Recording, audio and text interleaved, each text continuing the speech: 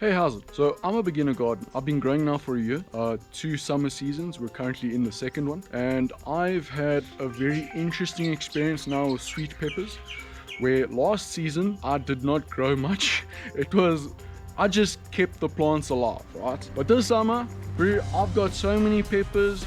We've made sauces, we've had stews with them. Yeah, no, these guys produce, bro. If you guys want to see what I did and what I will be doing going forward, then yeah, stick around to the end of the video and hopefully you guys can get some good value out of this. Let's get into it. Okay, so last year when we decided to start growing bell peppers, we wanted to put them in the same sort of sun requirements with along with the tomatoes.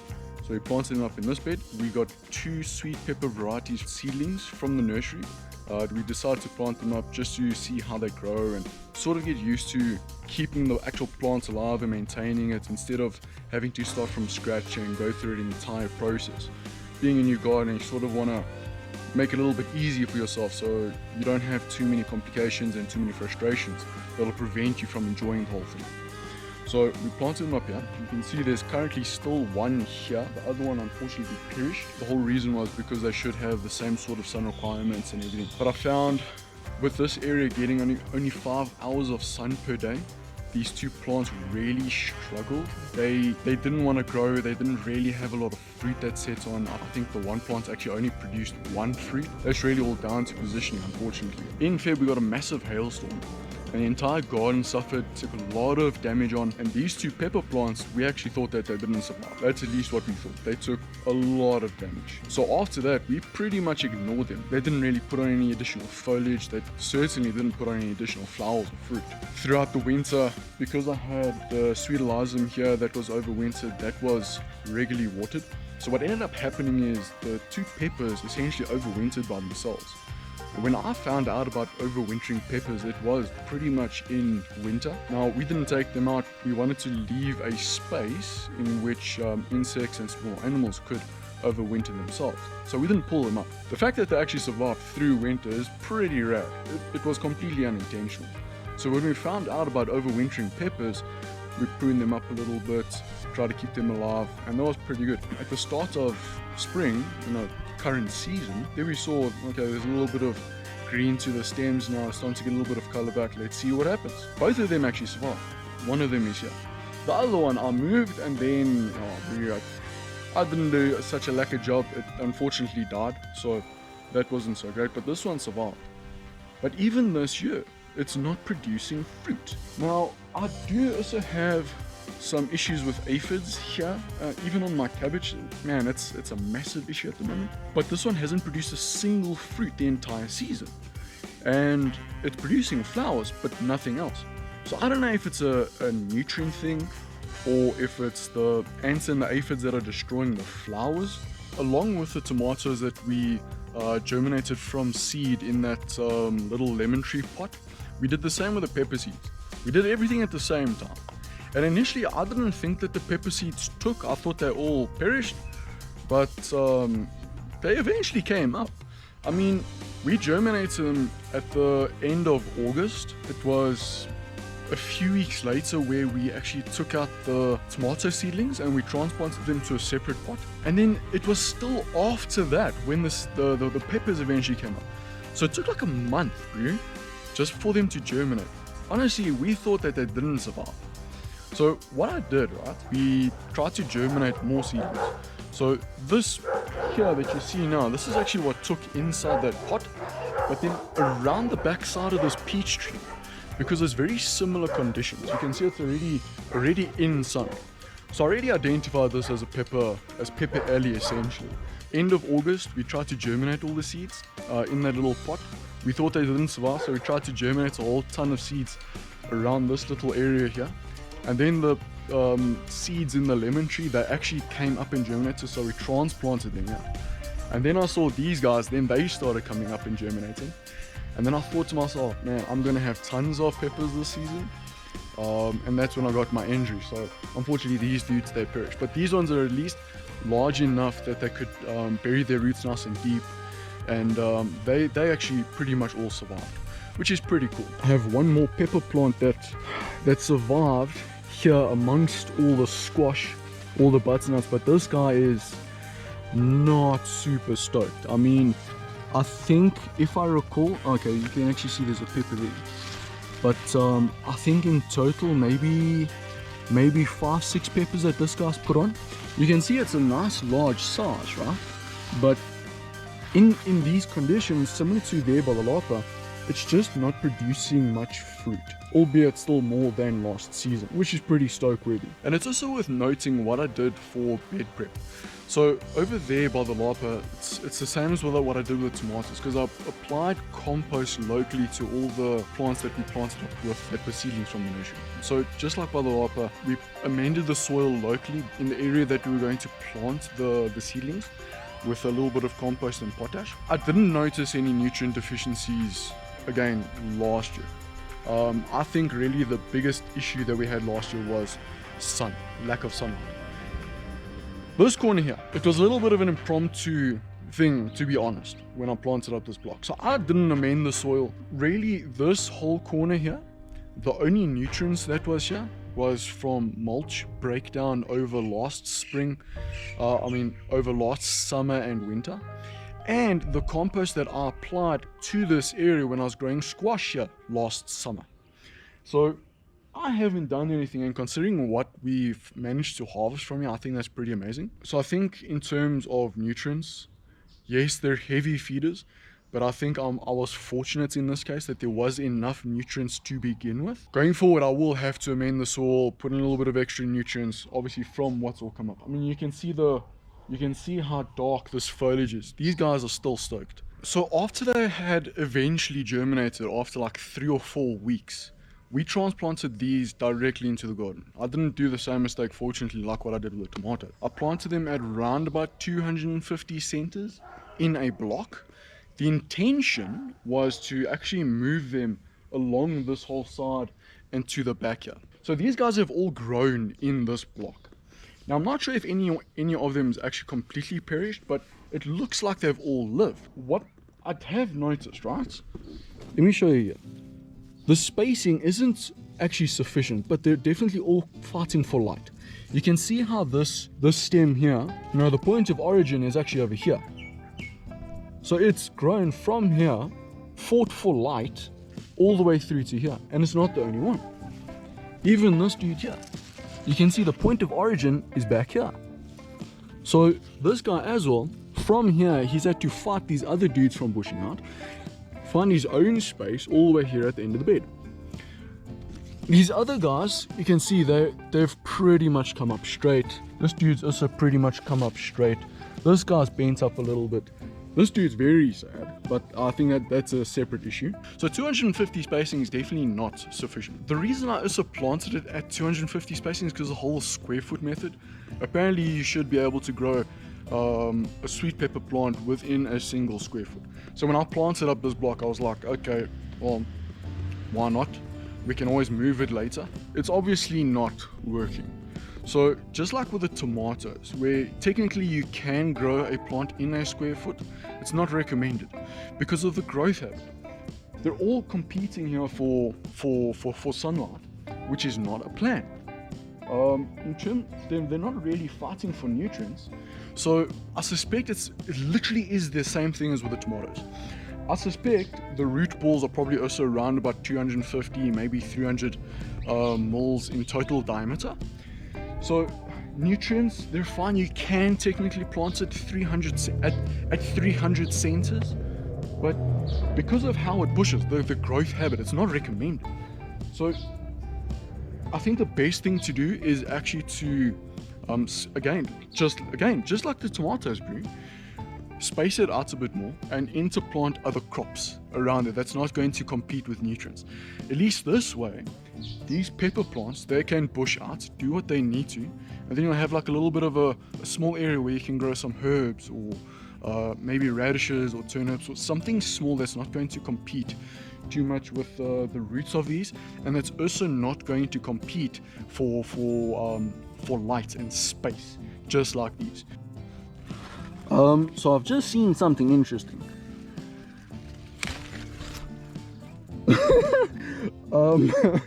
Something charred my pepper, bro. What the? Yeah, man. Even the seeds are gone. What? I don't know, bro. This must have been like a bird. Dude, what? Okay. Well, you're compost now. This is what I had, right? So the idea of this was to create a ring so that the fruits could then hang over and get supported by this ring. But you can see even with this plant, this guy's outgrown this ring very quickly. So these aren't, it's a good idea if it's tall enough, but I mean, this is currently like 300 mils off the topsoil level. So this doesn't really work. It's too small. So these plants definitely need some form of support, but these rings, unless you're gonna have like a tiered level, I don't think it's going to work very well. Okay, so for this little dude here, I think it's a bit of a combination of factors. It also had to compete with light and space, just like these other ones. So it determined, you know, this is the route I'm going. But I think what's also happened is, because there was no adequate support, the weight of these fruit are really hanging it down. I think the squash plants are also having a little bit of a role to play, to be honest. But I mean, you can see here with all these peppers on here, this is a lot of weight here, really. So pepper plants definitely need some form of support. That ring that I showed you guys over that side, I don't think it's the most effective. The staking method, it's possible, it can work, but especially with something like this where you're gonna have like one or two essentially branch, or one stem branching into 2 or 3 different directions, I don't think that's really gonna work. So what I want to try, instead of planting them in a block, plant them in a row, have a stake on either side of that row, and then like a Florida weave, have horizontal supports going across from stake to stake, because that gives you then a nice tiered or a nice leveled approach where you can then fix with like twine or some clips or something, you can then fix the plant to those levels. In addition to that, then at least those same levels, provided that they're close enough to each other, then at least the fruits themselves, where you see it, it's possible, you just hang it like this, you know, that should work. Because then at least the plant or the fruit itself is being supported, and then then you're not going to have this dude like falling over the whole time. I think that's really the way to approach it. So have something that can actually support the fruits on like a tiered system, plant them in a straight line. I think that's a viable solution. So just to bring this all together, the biggest failing that I had last year was positioning. So I did not position them, I did not give the plants enough sunlight. So as a result, they didn't put on a lot of foliage growth, they didn't give me a lot of fruits. This year, they had enough sun. This area here gets about 10-11 hours of sun per day. And the biggest failing that I've had here is spacing. I planted them way too close to each other. There's too much competing going on here. They're having to expend a lot of energy just finding light and nutrients. I mean, this guy in total is probably the same size as these other guys, but because he's had to fight and expend a lot of energy, he's grown through here, but he's a lot thinner. So he's not as sturdy. He's also not putting on as much fruit. These guys need a lot of sun. So with the tomatoes, where I had not much of a variation between like 5 and 8 hours of sun, here the difference is stark.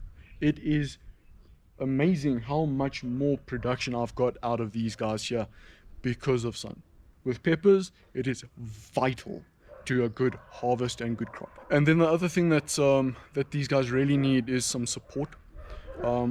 I haven't had any breakages in with like high winds or anything. You know, I had some sunflowers and some tomatoes that succumbed to wind when they were young. But these guys, they were all pretty resilient to that. They're pretty sturdy. But when they put on a lot of fruit, I think that scenario is going to change drastically. I mean, with the amount of weight from these fruits on these thin stems, they definitely need some sort of support. Currently, I don't have them supported at all. So that's not really a plan. I also see that this one bell pepper plant has a little bit of leaf curl on it. I've just given this guy a little bit of water just to see. I mean, I don't see any aphids. It does feel a little bit leathery, so I think this might just be a little bit of bit of a water issue. Yeah, I think this is a bit of a water issue. I think this guy's just not getting enough water, so I've just watered him now, and yeah, hopefully this goes away. And a quick thing just regarding pests. I haven't really had much pest issues with the peppers. With that bell pepper over there, it's got a lot of aphids on it. But that's really, I think that's just because it's really stressed out. I've got some cabbages very close to it, and the ants are farming aphids on there. So I think it was just a skip, a hop, and a jump over to the next plant. So I think that's really that case.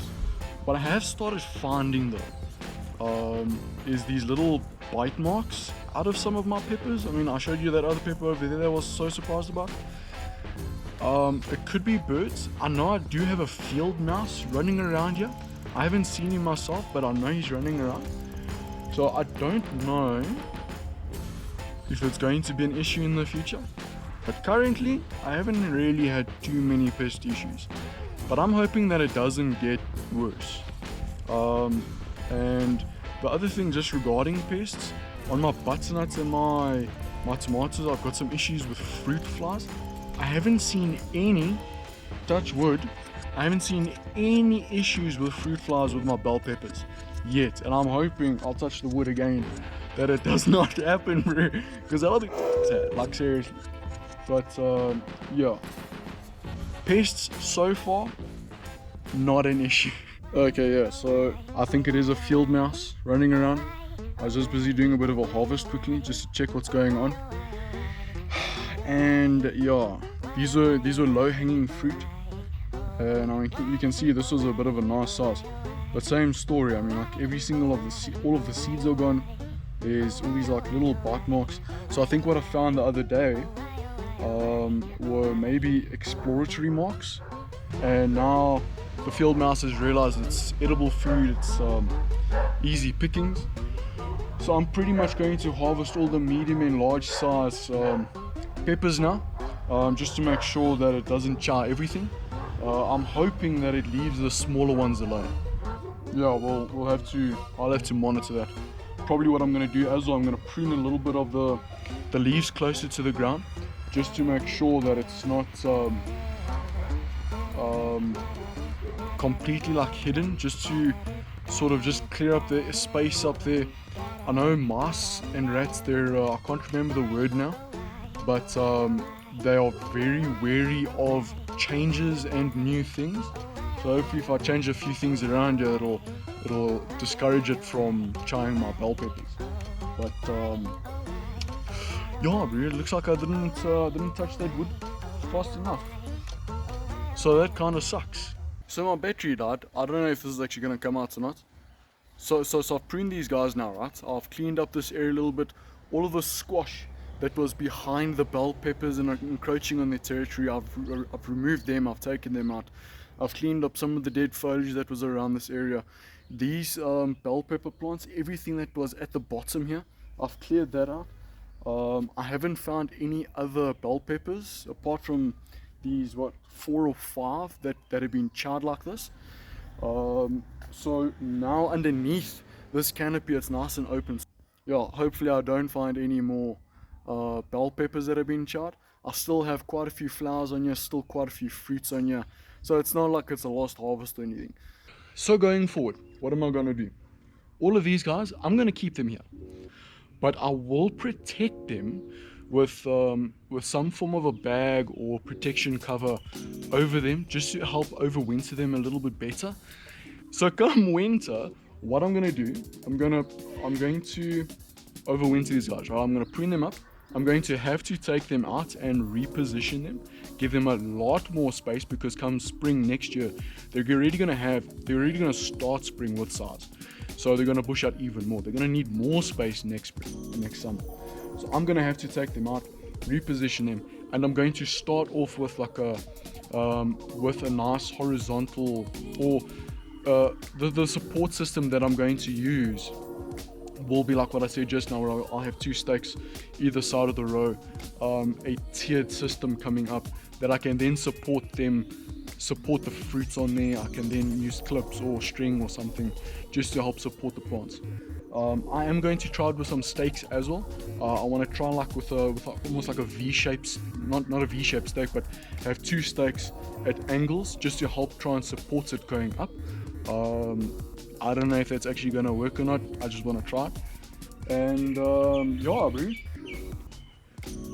Sunlight and support is the most important things when it comes to peppers, at least in my experience. So I found something interesting with pepper plants. Being part of the nightshade family, they do the same thing that tomatoes do. They have adventitious roots, meaning they're able to propagate roots from anywhere on the plant from the stems, which is really interesting. So these plants that have now bent into some awkward shapes, when I overwinter them, I will be digging them out and I'll be repositioning them, but I'll strip the lower foliage and I'll actually bury them deeper. Pretty much what you do with tomatoes. And apparently brinjals, aubergines, you can do the same thing. What I've also done, just as a bit of a test, I've taken a cutting off where I was busy pruning up, and I've planted in the ground with a bit of rooting hormone just to see if that takes. Then at least I'm already starting with a slightly larger pepper instead of propagating some more from seeds. So that's pretty much my journey with peppers. They really need a lot of sun, a lot of hot sun. I mean, in terms of watering, I didn't mention it, but they're not like super thirsty. They just want to be kept in nice damp, moist soil. But they're actually really easy to grow as long as you put them in the right spot. But if you give them the sun and you give them the support that they need, they will give you tons of fruit. Last season I barely managed a kilogram of peppers, but this season, I mean, I actually can't even recall what it is, but this season I've collected so much. It's actually crazy. Out of 10 plants. So I have, oh yeah, and then 11 over there. So I've got a total of 11 pepper plants. 2 are not, 1 is not producing. 1 is hardly producing. So it's really out of these 9 dudes where I'm getting all my crop from. So again, just like the tomatoes, I do have more plants, but the amount of fruit that each plant is putting on relative to last year, it's a stark contrast. There's no competition, really. So as long as you give them what they need, you give them the sunlight, you give them the support they need, these guys will carry you through and give you tons of peppers, which is awesome. Okay, and in terms of harvest data, so last year, as I mentioned, I had harvested 3 sweet peppers. It came to a weight of about 130 grams, which isn't much. This year, I've harvested about 2.5 kgs, but it's 49 peppers. Now I can't remember what size I harvested last year, but if you think about it, between 9 plants and 2 plants, there seems to be a little bit of a disparity. I mean, with 9 plants only yielding 2.5 kgs. So that I need to take a look at. What is possible is maybe because they are spaced so close to each other, maybe there is a bit of a fight for nutrients, thereby resulting in smaller peppers overall. But I mean, if I can get to about 170, 200 grams per pepper, yeah, then it's going to seriously increase my yield in terms of mass. Because I mean, like if I get 49 peppers, harvest them at 200 grams each, that's a significant amount. Yeah, I mean that shoots up. I mean, like that then takes me from 2.5 kgs all the way up to like what, 9.8 kgs. So that's a significant difference. 200 grams per pepper, that's really not unrealistic. But what I also suspect is the disparity is due to maybe a variety difference, because that pepper variety, I don't have any more of those. This is pretty much got some peppers from the store, put the seeds in the ground, let them germinate, that sort of thing. So that could also be one of the causes. Hopefully you guys have a little bit of a idea of what can happen as a noob growing peppers. They're nice and easy. Definitely suggest. Let me know what you guys want to see next. So if you enjoyed this video or found it helpful, you might want to check out some of the other videos in my series.